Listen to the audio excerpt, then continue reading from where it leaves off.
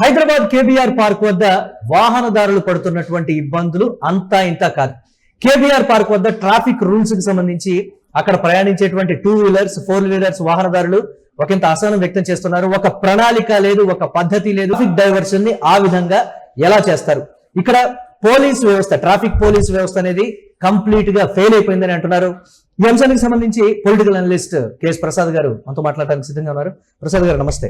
నమస్తే అండి. KBR park చుట్టూ నిన్నటి నుంచి కూడా వస్తున్నటువంటి సోషల్ మీడియాలో వస్తున్నటువంటి వీడియోస్ కావచ్చు, లేకపోతే అక్కడ స్పందిస్తున్నటువంటి వాహనదారులు కావచ్చు, మీడియా ప్రాజెక్ట్ చేసినటువంటి విధానం కావచ్చు, కంప్లీట్ గా అక్కడ ఫెయిల్యూరెస్ తప్ప ఏది కూడా కనపడినటువంటి సిచ్యువేషన్. మీరు ప్రత్యక్ష సాక్షి, ఎందుకంటే మీరు ఆ రూట్ లోంచే ప్రయాణిస్తూ వస్తారు కాబట్టి మీరు ఫేస్ చేసినటువంటి ప్రాబ్లమ్స్ ఏంటి అసలు? నా ఫేస్ చేసే ప్రాబ్లమ్స్ కాదు సార్, గౌరవ పోలీస్ డిపార్ట్మెంట్ ఫేస్ చేస్తున్న ప్రాబ్లం. ఓకే, ప్రణాళికాబద్ధంగా తీసుకోవాల్సిన నిర్ణయాలు పోలీస్ డిపార్ట్మెంట్ ని ఇన్వాల్వ్ చేయకుండా తీసుకునే తలాతోక నిర్ణయాలకి ప్రజలు పోలీసులు సఫర్ అవుతూనే ఉన్నారు. ఓకే, ఈ పోలీస్ డిపార్ట్మెంట్ కి గతంలో ఉన్న ఒక సీనియర్ అధికారులు ప్లాస్టిక్ బుడగలు, రోడ్డు మీద ఎర్ర మొహాలు వేసుకుని తాళ్లు కట్టి ఏడుస్తుంటే చూడండి అవి. రెండోది ఏంటంటే సిమెంట్ దిమ్మలు, ఈ వేసి రోడ్లు దిగ్బంధం చేసిన పనికిమాలిన ఐడియా ఎవడిచ్చాడు, ఇదే మెయిన్ ట్రాఫిక్ కల్పరేట్. రెండోది కేబీఆర్ చుట్టూ ఒక ఫుట్పాత్, లోపల వాకింగ్ బయట నడిచేది ఒకటి ఉంటుంది, లోపల పార్క్ పైకి వచ్చి మన వాళ్ళు హైదరాబాద్ రోడ్డు కన్నా పెద్ద పెద్ద ఫుట్పాత్లు నిర్మించిన నాటి బుర్ర తక్కువ R&B డిపార్ట్మెంట్ కూడా దండం. కేబీఆర్ చుట్టూ ఇది ఉంటుంది చూడండి ఫుట్పాత్, అక్కడ నడిచేవారు 1000లో ఒకడు ఉంటే గ్రేట్ అండి. తర్వాత ఒక తీరుగా దెబ్బ ఉండదు. మీరు కన్నాలు దగ్గర పిల్లర్లు వేసేదానికి చచ్చిపోవడం మొదలెట్టినప్పటికీ ఆ దిక్కుమాల ఫుట్పాత్లను ఎక్స్పాండ్ చేసి ముందు రోడ్ వేసి ప్రజలకు ఒక సౌకర్యం కల్పించిన తర్వాత దీన్ని తగలెడతారా, దీన్ని ముందు పని మొదలెట్టేస్తారా? ఇది చాలా ఆశ్చర్యకరమైన విషయం. ఎందుకంటే ఒక ప్రణాళిక అనేది ఎంత ఇంపార్టెంట్ అంటే, ఈ రోడ్డు ఇలా ఎక్స్పాండ్ చేసిన తర్వాత existing road, say for instant 60 feet road ఉన్నది 40 కుదించాం అన్నది ఒక ఎక్స్ప్లెనేషన్ ఇచ్చారు అనుకోండి, ప్రజలు దానికి ప్రిపరేషన్ అవుతారు. ఉన్న 60 feet రోడ్లో మీరు తవ్వేసి ఫుట్పాత్ల నుంచి ఎక్కి ఎవరు చేస్తాడు? ఈ దరిద్రానికి తోడు ఆ మున్సిపాలిటీ వాళ్ళు గోతులు తవ్వుతారు డ్రైనేజ్ కి, ప్రజలు జడ్డిగదాల్లో భరిస్తున్నారు చూడండి. మీ జడ్డితనానికి మీరే సాటి.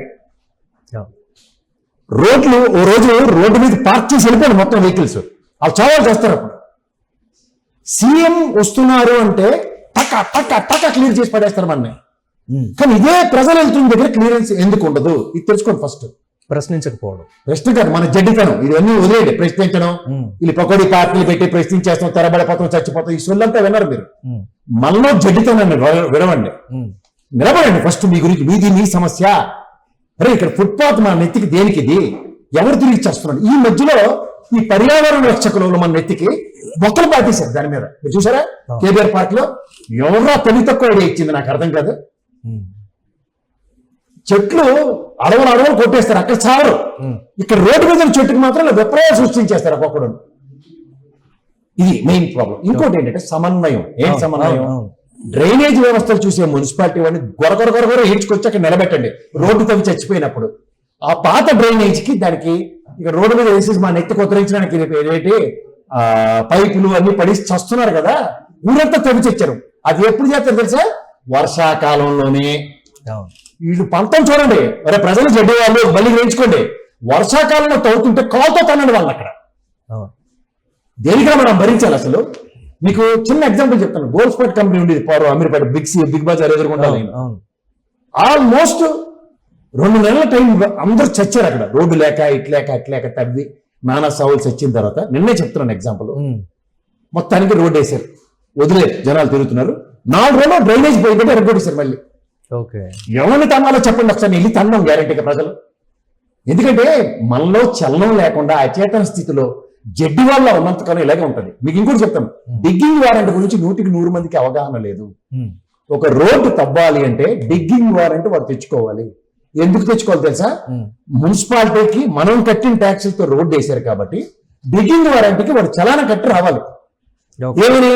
నేను తవ్వి చేస్తాను, నా పైప్ లైన్ కో నా డ్రైనేజ్ కో నా సొంత బెత్తనాలు రోడ్డు మీద చూపిస్తాను, దీన్ని మళ్ళీ పునర్నిర్మాణం చేయవలసిన బాధ్యత మీది నాది అని చలన వాడు ఎక్కడితే వాడు ఆ రోడ్డు స్టాండర్డ్స్ కి అనుగుణంగా వాడు కాంక్రీట్ వేయడమో లేకపోతే తారేయడమో చేస్తాడు.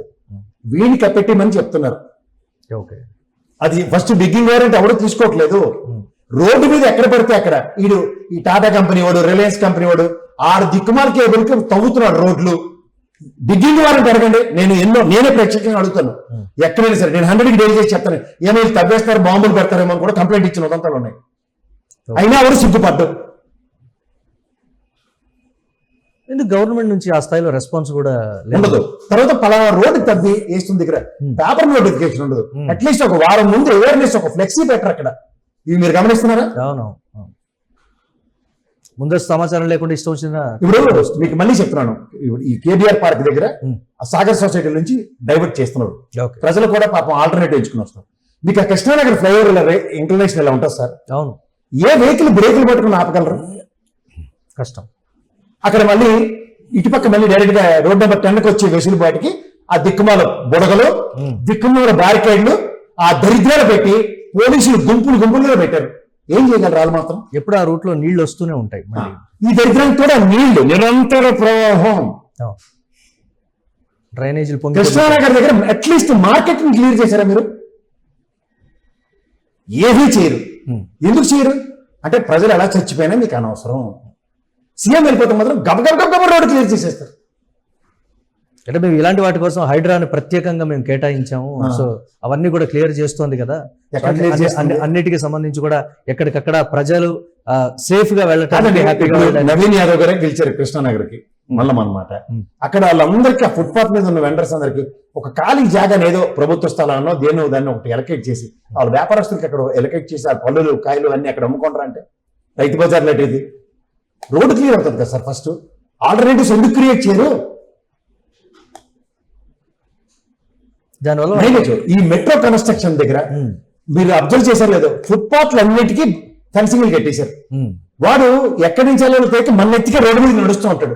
ఫుట్ ఓవర్ బ్రిడ్జ్లు ఉండవు, ఉన్న వాడరు మన వాళ్ళు. ఏది పరిగణలోకి తీసుకోకుండా మీరు కేబీఆర్ రేడియస్ లో సొంత పక్కన వెళ్ళబెట్టి ఆ దిక్కుమాల గోతులు ఎందుకు తవ్వుతున్నారు? వాడు గబగబగా కాకిరి డేస్ చేస్తాడంటే లింగమని ఒకరే ఇద్దరు ముష్టి వాళ్ళ పనిచేస్తూ ఉంటారు. ఒకేసారి అక్కడ 100 మందిలో 200 మందిలో డిప్లాయ్ చేసి గబగబా కాంక్రీట్ పనులు చేయొచ్చు కదా. లేకపోతే మీ మిత్రుడు ఆంధ్రప్రదేశ్ ముఖ్యమంత్రి గారు చంద్రబాబు నాయుడు గారు గిన్నిస్ రికార్డులు ఒకే ఒక రోజులో సృష్టించేస్తాడు కదా పోలవరం కాంక్రీట్ వేసి. ప్రభుత్వ వైఫల్యం అంటారా, పోలీసులు ట్రాఫిక్ వాళ్ళ వైఫల్యం అంటారా? మీరు మున్సిపల్ నేను పోలీసు వాళ్ళు వైఫల్యం చెప్పను సార్, వాళ్ళు బాధితులు. మున్సిపాలిటీ వారికి బాధ్యత లేదు. ఫస్ట్ వాళ్ళని పట్టుకోండి. చీపుర్లు వేసుకుని ఆమ్ ఆద్మీ పార్టీ వాళ్ళ నటించుకుని తిరగడం కాదు రోడ్డు మీద. వాళ్ళతో సమన్వయపరుచుకుని డ్రైనేజ్ సిస్టమ్ అని ఫస్ట్ పునరుద్ధరించండి. తర్వాత ఈ దిక్కుమాల ఫ్లైఓవర్ పనులు మొదలెట్టండి. మాకు ఉన్నతాధికారులు చెప్తే తప్ప మేము ఏం చేయలేం కదా. ఎవరేం చేయగలరు? అదే చెప్తున్నాను. The delegation of work need to be entrusted by the respective ministers.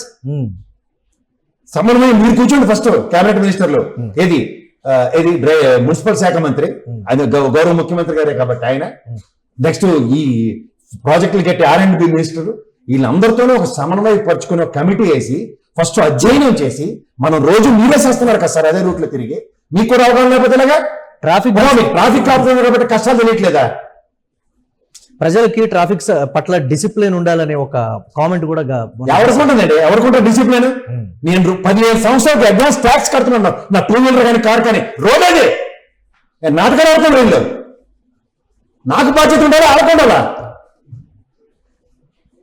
నేను 15 సంవత్సరాలకి నా బైకులు రెండింటికి రోడ్ ట్యాక్స్ కట్టున్నాను. నేను నాకు రోడేది ఎవరిదో తప్పు ఎవరిని అడుగుతున్నారు? ప్రభుత్వాలు మారినా కానీ పరిస్థితులు మారట్లేదు. అధికార పార్టీ కావచ్చు, ప్రతిపక్షాలు కూడా ప్రభుత్వాల పరిస్థితులు గోతలు మారట్లేదు. అదే అంటున్నాను నేను. అరే మీకున్న పని ఏంటి? ఇన్ఫ్రాస్ట్రక్చర్ క్రియేట్ చేయడం, రోడ్లు, లైట్లు, విద్య అందించడం, ఆరోగ్యం అందించడం, ఇవి తప్ప అని పనులు మీకు నాకు అర్థం కదా. అంటే ఇదే సమయంలో ఒక రాజకీయ పరమైన కోణాలు కూడా బయటకు వస్తూ ఉన్నాయి కదా. గతంలో వాళ్ళు అలా చేశారు, ఇప్పుడు కాంగ్రెస్ పార్టీ ఎవరు అలా చచ్చడం మాకు అనవసరం. గతం చేసిన పొరపాట్లో లేదా గ్రాపాట్లో మంచో చెడ్డ వాటి నుంచి నీ మొహానికి గుణపాఠం నేర్చుకోరా. ఎందుకు కట్టాడు అని అడగండి ఫస్ట్. ఎక్కడ వెళ్ళడానికి ఉండదు ఆ రోడ్డు మీద. పాపం ఎక్కడికైనా వెళ్తారు ఈ దిక్కుమాల ట్రాఫిక్ లో. నడిచే వారికి పాదచారులు ఏమైనా ఒక్క ఇదే కన్సిడరేషన్స్ ఉన్నాయా? పైపెచ్చు సిగ్నల్ వ్యవస్థను ఎందుకు ధ్వంసం చేశారు? ప్రతి దగ్గర యూటర్న్ ఒకటి. ఆ పాత కమిషనర్ చేసిన దరిద్రాన్ని మీరు ఎందుకు కంటిన్యూ చేస్తున్నారు? ఫస్ట్ మీరు సిగ్నల్ వ్యవస్థని స్ట్రైట్ లైన్ సిగ్నల్ ఒకేసారి 3 సిగ్నల్ స్ట్రైట్ గా వదలండి. కేబీఆర్ పార్క్ మధ్యలో ఇంకో సిగ్నల్ పెట్టండి. ఓకే, TV9 దగ్గర నుంచి మళ్ళీ ఎక్కడ దాకా మీకు సిగ్నల్ లేదు, మళ్ళీ ఇలా అప్పెక్కి చచ్చిపోయేదాకా లేదు. అది ఎక్కడ మళ్ళీ సాగర్ సొసైటీ నుంచి పైకి ఎక్కే దగ్గర. అవును. సో అది ఎప్పటికో మీరు వచ్చే జన్మకి అవుతుంది. ఇప్పుడు అప్పుడే అంత అమలరు కానీ మీరు ఫస్ట్ 4 సిగ్నల్ ప్లాక్ చేయండి. 4 సిగ్నల్ త్రూ ఇవ్వండి ఒకసారి. అది కేవలం 2 నిమిషాలు రెడీ ఇవ్వండి. అట్లా మీరు పెట్టుకుంటూ వెళ్తే ఎంత కంట్రోల్ చేస్తే సార్, హోమ్ గార్డులను పెడుతున్నారు, వాళ్ళు ఎంతకైనా ఉంటారో ఏమని ఉంటారు, మనుషులే కదా వాళ్ళును. ఫస్ట్ సిగ్నల్ వ్యవస్థను వ్యవస్థీకరించండి. ట్రాఫిక్ కానిస్టేబుల్ కి 1-2 అవర్స్ రోడ్డు మీద నుంచి ఆల్టర్నేటివ్ క్రియేట్ చేస్తూ ఇవ్వండి. సిగ్నల్ ఫ్రీ వ్యవస్థ అని గొప్పగా చెప్పుకున్నారు మేము. కాకపోతే ఒక 2 కిలోమీటర్లు 3 కిలోమీటర్లు మీరు తిరగాల్సి వస్తుందేమో కానీ ఆగకుండా మీరు వెళ్ళిపోతారని ఒక కాన్సెప్ట్ చేశారు కదా. బొరత భారతీయ విద్యా భవన్ దైత్యకోటి యూటర్న్ ఎంతమంది వస్తున్నారు, ఎక్కడికక్కడ ఆ బురదలు, ప్లాస్టిక్ బ్యారికేడ్లు, ఆ దిక్కుమాల సిమెంట్ దెమ్మలు. రోడ్ నెంబర్ 45 దగ్గర సిగ్నల్ పెట్టి కంట్రోల్ చేసుకుని ఆ దిక్కుమాల ఫుట్పాత్ కొట్టండి రా బాబు. కేబీఆర్ లో కూడా సామాన్ నడుచుకుని చావమనండి. పెద్ద పోటీకాలు వాళ్ళు తెచ్చి రోడ్ల మీద కార్లు పార్కింగ్ చేస్తారు. అంటే దీనికి సొల్యూషన్ ప్రజలు ప్రశ్నించాలా, లేకపోతే గట్టిగా ఉద్యమాలు చేయాలా, లేకపోతే ఏంటిది? మీరు అన్నట్టు ఇందాక ఒక మాట అన్నారు, కేబీఆర్ పార్క్ దగ్గర కార్లు పార్కింగ్ పెట్టేశారు. ఓమని ఆడు టవర్లు కట్టించాడు, కింద బట్టలు నొక్కితే పైకి పోయలేదు. అవును, ఆడికి తెలియదా ముందు ఫ్లేవర్ కడతారని?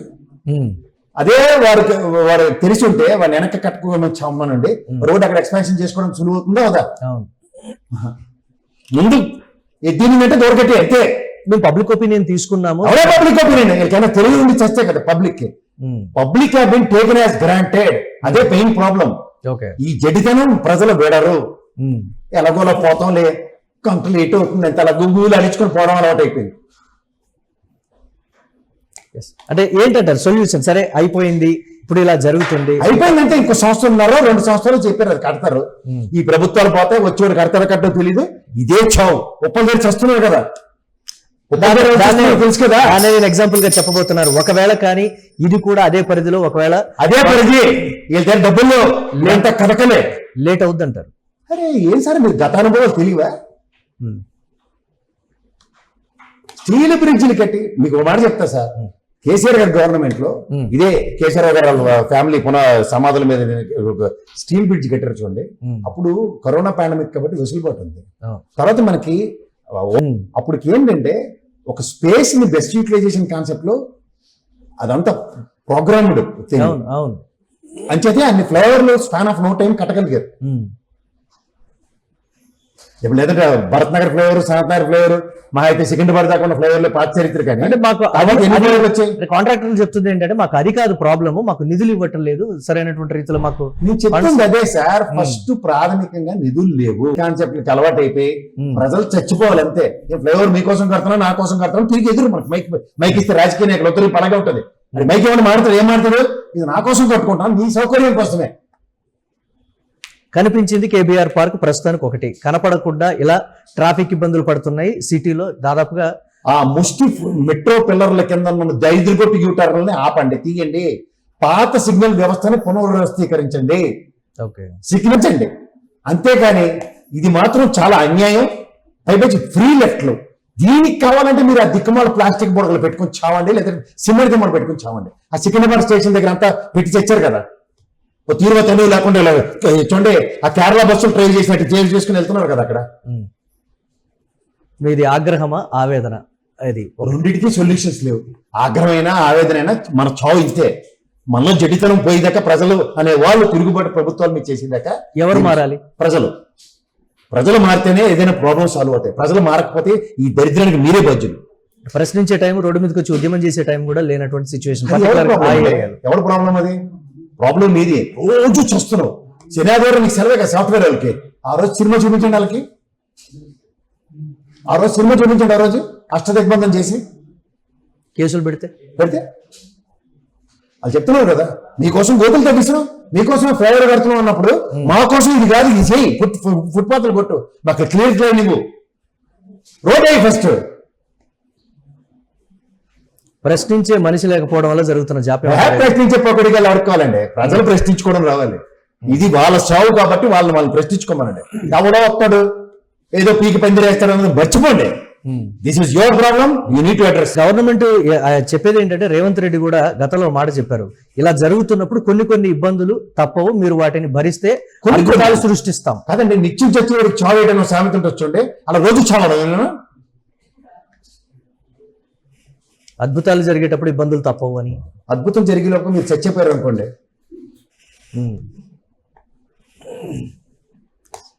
చూద్దాం, నిజంగా సామాన్యుల సమస్యలు 1-2 రోజుల్లోనే ఈ స్థాయిలో సమస్యలు ఉంటే, ఇన్ని రకాలుగా ఇబ్బందులు పడుతుంటే, ఒక చిన్న నిర్ణయాలతో ఇమ్మీడియట్ గా కూడా ఇబ్బందులు పడనటువంటి పరిస్థితులు కావచ్చు, ఒక పక్కా ప్రణాళికతో ముందుకు వెళ్తే బాగుంటుందనేటువంటి ఒక ఉద్దేశం.